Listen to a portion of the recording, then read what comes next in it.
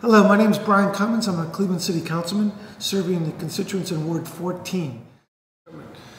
Well, transparency in government, I think, several of the most important points, and they're somewhat buzzwords and they probably get overutilized, but obviously transparency and accountability.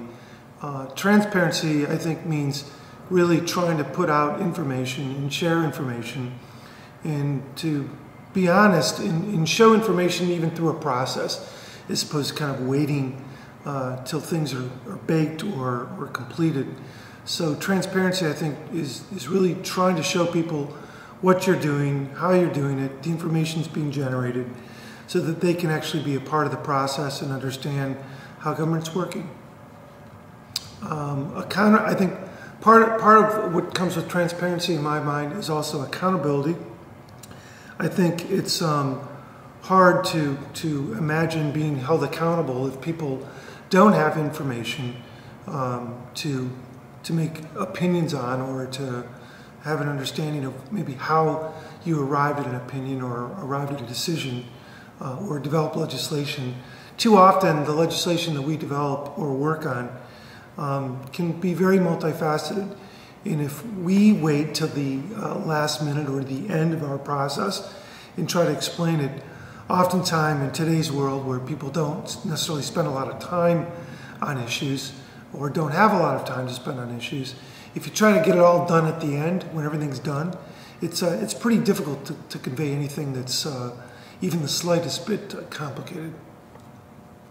Well, City Council, I think, one thing I think would be good that we achieved in the past several years is we have a fairly interactive website at this point. The calendars and stuff are up there on the site in terms of explaining what pieces of legislation are coming up. Most information gets posted the week before, so it does allow people, if they really want to monitor our legislative calendar, they can do that. In addition, our communications office opened up a Facebook page. I think Jim, our communications guy, is also on Twitter. So they're trying to use some of the social media sites to provide information as well. In addition to that, we do have our committee meetings, but in many ways, I think a critique that I can make on our office is that it's not really easy for people to participate publicly. They can talk in committee meetings, but the protocol normally is that you talk with the committee chair first and kind of prearrange it, which I think is probably pretty normal in a lot of elected bodies. In addition, a critique that we've heard also is in our chambers, our primary kind of official meeting on every Monday. That meeting, we don't allow any public speaking to occur. And I know we've been criticized for that as compared to some cities that do allow it.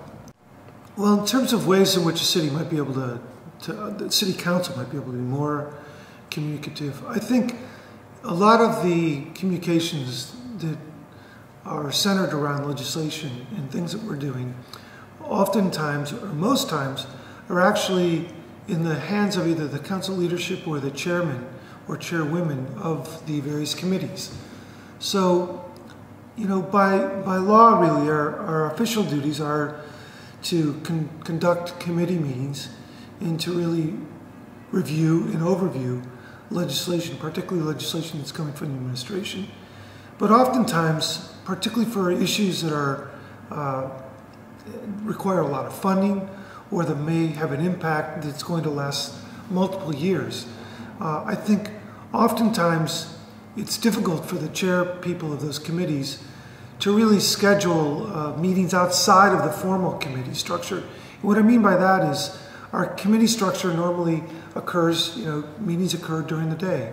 And it's very difficult for people to get off work, come to those meetings, etc.